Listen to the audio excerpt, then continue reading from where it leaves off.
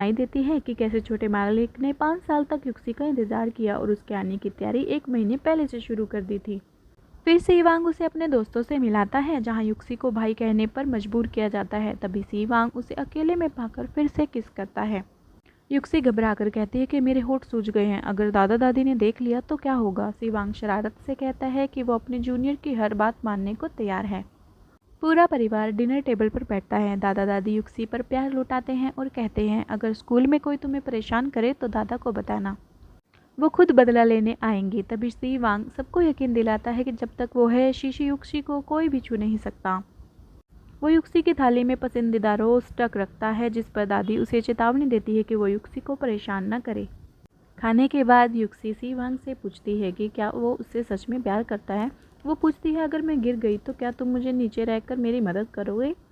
सीवांग गहराई से जवाब देता है नहीं, क्योंकि मैं तुम्हें कभी गिरने ही नहीं दूंगा। जैसे ही वो स्कूल वापस जाने की बात करते हैं, सीवांग फिर से उसे किस करने का मौका ढूंढता है और पूछता है क्या उसे एहसास पसंद आ रहा है।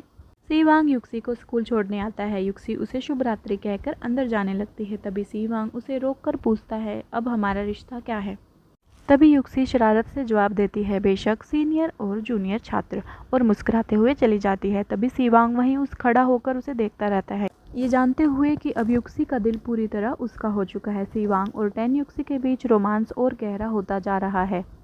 सीवांग उसे आकर्षक कमीना महसूस होता है जो उसे अपनी मीठी बातों में हमेशा फंसाता है। तभी सीवांग उसके लिए ढेर सारे तोहफे देता है, खुशबू, आंखों के लिए आई मास्क और एक खास तरह का कस्टमाइज नाइट लैम्प। वो युक्सी के परिवार की तरह दिखने वाली 3 गुड़िया भी उसे देता है ताकि उसे घर की याद ना आए। युक्सी मन ही मन उलझी हुई है। वो खुद से पूछती है क्या उसे प्यार हो गया है। मैं तो मना करने आई थी पर अब खुद को किस करने से रोक नहीं पाती। जैसे ही वह उसे शुभ रात्रि कहती है, सीवांग शरारत से उसे अपनी बच्ची कहता है। दोस्तों के सामने उसकी प्राइवेसी का बचाव करता है। दोस्त उसे चिढ़ाते हैं और वह पूरी तरह बदल गया है।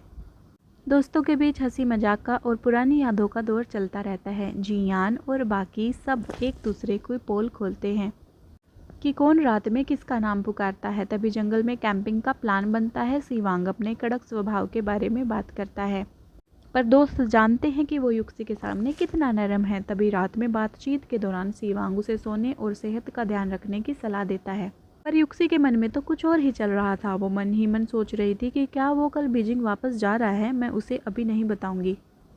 तभी वो एक गुप्त योजना बनाती है। भले ही 5 साल पहले उसका जाना मजबूरी था, पर युक्सी उसे भी ये महसूस कराना चाहती थी कि अलग होने का दर्द क्या होता है। वो देखना चाहती थी कि उसके जाने के बाद सीवांग क्या प्रतिक्रिया देगा।